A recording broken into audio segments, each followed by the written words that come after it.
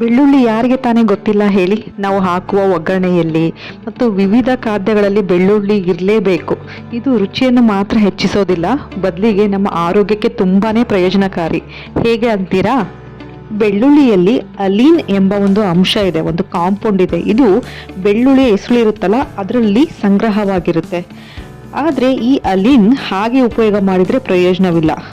ನೀವು ಬೆಳ್ಳುಳ್ಳಿಯನ್ನು ಜಜ್ಜಿದಾಗ ಅಥವಾ ಕತ್ತರಿಸಿದಾಗ ಅಂದರೆ ಸಣ್ಣದಾಗಿ ಕಟ್ ಮಾಡಿದಾಗ ಇದರಲ್ಲಿ ಅಲಿನೇಸ್ ಎಂಬ ಎಂಜೈಮ್ ಆಕ್ಟಿವೇಟ್ ಆಗುತ್ತೆ. ಈ ಅಲಿನೇಸ್ ಎಂಬ ಎಂಜೈಮ್ ಈ ಅಲಿನ್ ಜೊತೆಗೆ ರಿಯಾಕ್ಟ್ ಆಗಿ ಅಲಿಸಿನ್ ಎಂಬ ಒಂದು ಬಯೋ ಆಕ್ಟಿವ್ ಕಾಂಪೌಂಡ್ ಆಗಿ ಕನ್ವರ್ಟ್ ಮಾಡುತ್ತೆ. ಈ ಒಂದು ಪ್ರಕ್ರಿಯೆ 1 ಸೆಕೆಂಡ್ಗಳಲ್ಲಿ ನಡೆಯುವಂತಹದ್ದು. ಮತ್ತೆ ಸುಮಾರು 10 ನಿಮಿಷಗಳಲ್ಲಿ ಗರಿಷ್ಠ ಮಟ್ಟದ ಅಲಿಸಿನ್ ಈ ಒಂದು ಜಜ್ಜಿದ ಬೆಳ್ಳುಳ್ಳಿಯಲ್ಲಿ ಉತ್ಪತ್ತಿಯಾಗುತ್ತದೆ. ನೋಡಿ, ಈ ಅಲಿಸಿನ್ ಎಂಬುದು ಬಹಳ ಪವರ್ಫುಲ್ ಔಷಧ. ಎಷ್ಟು ಪವರ್ಫುಲ್ ಔಷಧ ಅಂದ್ರೆ ಇದು ಒಂದು ದೊಡ್ಡ ದಿವ್ಯ ಔಷಧ ಅಂತಾನೆ ಹೇಳ್ಬೋದು. ಏಕೆಂದ್ರೆ ಈ ಅಲಿಸಿನ್ ಎಂಬ ಔಷಧ ಗುಣದಿಂದಲೇ ಬೆಳ್ಳುಳ್ಳಿಯಲ್ಲಿ ನಮಗೆ ಅದೆಷ್ಟೋ ಹೆಲ್ತ್ ಬೆನಿಫಿಟ್ಸ್ಗಳು ಸಿಗುತ್ತೆ. ಈ ಬೆಳ್ಳುಳ್ಳಿ anti microbial, anti bacterial, aunty fungal, antiseptic, ಹಾಗೆ ಆಂಟಿ ಡಯಾಬಿಟಿಕ್ ಮತ್ತು ಆಂಟಿ ಆಕ್ಸಿಡೆಂಟ್ ಮತ್ತು ಆಂಟಿ ಹೈಪರ್ಟೆನ್ಸಿವ್, ಹಾಗೆ ಆಂಟಿ ಮುಟಾಜೆನಿಕ್ ಮತ್ತು ಆಂಟಿ ಕ್ಯಾನ್ಸರೋಜೆನಿಕ್ ಪ್ರಾಪರ್ಟಿಯನ್ನು ಹೊಂದಿದೆ.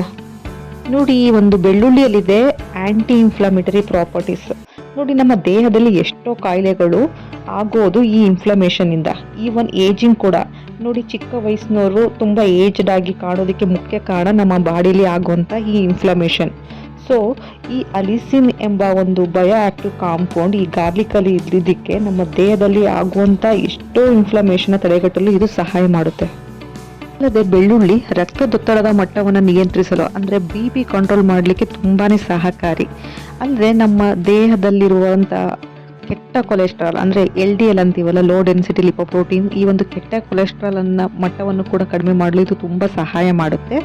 ಹಾಗೆ ಬ್ಲಡ್ ಕ್ಲಾಟಿಂಗ್ ಅಂದರೆ ರಕ್ತ ಹೆಪ್ಪುಗಟ್ಟುವಿಕೆ ಅಪಾಯವನ್ನು ಕೂಡ ಇದು ಕಡಿಮೆ ಮಾಡುವ ಮೂಲಕ ಈ ಹೃದಯಘಾತ ಸಮಸ್ಯೆ ಅಂದರೆ ಹಾರ್ಟ್ ಅಟ್ಯಾಕ್ ಆಗುವಂಥದ್ದು, ಹಾಗೆ ಪಾರ್ಶ್ವವಾಯು ಅಂದರೆ ಬ್ರೈನ್ ಸ್ಟ್ರೋಕ್ ಆಗುವಂಥದ್ದನ್ನು ಇದು ತಡೆಯಲು ನೆರವಾಗುತ್ತೆ. ಮತ್ತೆ ಹಸಿ ಬೆಳ್ಳುಳ್ಳಿ ಸೇವನೆಯು ಜೀರ್ಣಾಂಗ ವ್ಯವಸ್ಥೆಯನ್ನು ಉತ್ತಮಗೊಳಿಸುತ್ತದೆ. ಹೇಗೆಂದರೆ ಇದು ಹೊಟ್ಟೆಯಲ್ಲಿರುವ ಹಾನಿಕಾರಕ ಬ್ಯಾಕ್ಟೀರಿಯಾಗಳನ್ನು ನಾಶಪಡಿಸಿ ಪ್ರಯೋಜನಕಾರಿ ಬ್ಯಾಕ್ಟೀರಿಯಾಗಳ ಬೆಳವಣಿಗೆಯನ್ನು ಉತ್ತೇಜಿಸುತ್ತದೆ. ಅಲ್ಲದೆ ಮಲಬದ್ಧತೆಯನ್ನು ಕೂಡ ಇದು ನಿಯಂತ್ರಿಸುತ್ತದೆ. ಬೆಳ್ಳುಳ್ಳಿ ಒಂದು ಡಿಟಾಕ್ಸಿಫೈಯರ್. ಹೇಗಂತೀರಾ? ನೋಡಿ, ಬೆಳ್ಳುಳ್ಳಿಯಲ್ಲಿರುವಂತಹ ಸಲ್ಫರ್ ಸಂಯುಕ್ತಗಳು ದೇಹದಿಂದ ಹಾನಿಕಾರಕ ವಿಷಕಾರಿ ಅಂಶಗಳನ್ನು ಹೊರಹಾಕಲು ಅಂದರೆ ಡಿಟಾಕ್ಸಿಫೈ ಮಾಡಲು ತುಂಬಾ ಸಹಕಾರಿಯಾಗುತ್ತವೆ. ಮತ್ತು ವಿಶೇಷವಾಗಿ ಯಕೃತ್ತಿನ ಶುದ್ಧೀಕರಣ ಅಂದರೆ ಲಿವರ್ ಪ್ಯೂರಿಫಿಕೇಷನ್ಗೆ ತುಂಬಾ ನೆರವಾಗುತ್ತೆ. ಹಾಗೆ ಈ ಬೆಳ್ಳುಳ್ಳಿನ ಲಿವರ್ ಫ್ರೆಂಡ್ಲಿ ಫುಡ್ ಅಂತಲೇ ಹೇಳ್ಬಹುದು. ಅಲ್ಲದೆ ಬೆಳ್ಳುಳ್ಳಿಯಲ್ಲಿರುವಂತಹ ಆಂಟಿ ಆಕ್ಸಿಡೆಂಟ್ಗಳು ಚರ್ಮದ ಸಮಸ್ಯೆಗಳಾದಂತಹ ಮೊಡವೆಗಳಾಗಿರ್ಬೋದು, ಎಕ್ಸೆಮಾ, ಸೋರೋಸಿಸ್ ಅಂತೀವಲ್ಲ ಅದು, ಫಂಗಲ್ ಇನ್ಫೆಕ್ಷನ್, ತುರಿಕೆ, ಹೀಗೆ ಹಲವಾರು ಚರ್ಮದ ಸಮಸ್ಯೆಗಳನ್ನು ನಿವಾರಿಸುತ್ತದೆ. ಹಾಗೆ ಕೂದಲಿನ ಆರೋಗ್ಯವನ್ನು ಕೂಡ ಇದು ಚೆನ್ನಾಗಿಡುತ್ತೆ. ಅಲ್ಲದೆ ಹಸಿ ಬೆಳ್ಳುಳ್ಳಿ ಸೇವನೆಯಿಂದ ಇದು ನಮ್ಮ ರಕ್ತದಲ್ಲಿನ ಸಕ್ಕರೆ ಮಟ್ಟವನ್ನು ಸಮತೋಲನದಲ್ಲಿಡಲು ತುಂಬಾ ಸಹಾಯಕಾರಿ. ಹಾಗಾಗಿ ಇದು ಮಧುಮೇಹ ರೋಗಿಗಳಿಗೆ ಬೆಸ್ಟ್ ಫುಡ್ ಅಂತಲೇ ಹೇಳ್ಬೋದು. ಹಾಗಾದರೆ ಈ ಬೆಳ್ಳುಳ್ಳಿ ಸೇವಿಸುವ ಸರಿಯಾದ ವಿಧಾನ ಹೇಗಪ್ಪ ಅಂತಂದರೆ, ನೋಡಿ, ನಮಗೆ ಬೆಳ್ಳುಳ್ಳಿಯಲ್ಲಿರುವಂತಹ ಕಂಪ್ಲೀಟ್ ಹೆಲ್ತ್ ಬೆನಿಫಿಟ್ ನಮಗೆ ಸಿಗಬೇಕು ಅಂದರೆ ನಾವು ಪ್ರತಿದಿನ 2ರಿಂದ 3 ಬೆಳ್ಳುಳ್ಳಿ ಎಸಳನ್ನು ಜಜ್ಜಿ ಅಥವಾ ಸಣ್ಣದಾಗಿ ಕಟ್ ಮಾಡಿಕೊಂಡು, ಇಲ್ಲ ಅಂದರೆ 2ರಿಂದ 3 ಎಸಳು ಬೆಳ್ಳುಳ್ಳಿನ ಬಾಯಲ್ಲಿ ಹಾಕಿ ಅಗ್ದು ತಿನ್ನೋದ್ರಿಂದ ನಾನು ಆಲ್ರೆಡಿ ಹೇಳಿದ ಹಾಗೆ ಇದರಲ್ಲಿರುವಂತಹ ಅಲಿಸಿನ್, ಇದು ಬೆಳ್ಳುಳ್ಳಿ ಜಜ್ಜಿದಾಗ ಮಾತ್ರ ನಮಗೆ ಈ ಅಲಿಸಿನ್ ಸಿಗುವಂತಹದ್ದು. ಈ ರೀತಿ ಜಜ್ಜಿ ತಿನ್ನೋದ್ರಿಂದ ಇಲ್ಲ ಅಗದು ತಿನ್ನೋದ್ರಿಂದ ಈ ಅಲಿಸಿನ್ ಅಂಶ ನಮ್ಮ ದೇಹಕ್ಕೆ ಕಂಪ್ಲೀಟ್ ಆಗಿ ಸಿಗುತ್ತೆ, ಅಂದರೆ ಅಬ್ಸರ್ವ್ ಆಗುತ್ತೆ.